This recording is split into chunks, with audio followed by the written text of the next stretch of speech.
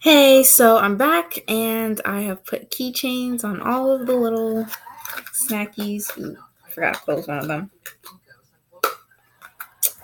I've put keychains on all of them, and here are all the ones I got from the. Oh, give me a moment. Okay. From the Sweeties series, I got all of them. I have the little. On the. Oh, okay. I was supposed to do this, but of course I forgot that. From the Sweeties series, I got the chocolate and sprinkle covered banana on a stick, and also still in its banana peel. I got the boba tea, the Nutella, jar, and two of the jellies.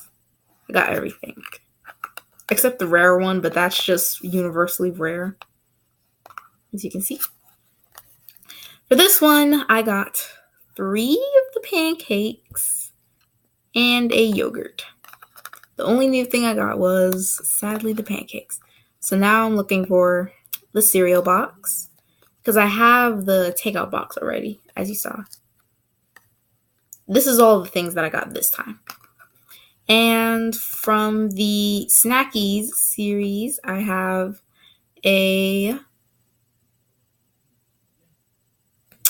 spaghetti with meatball bowl and 2 little burritos. One soft and one as hard as bricks.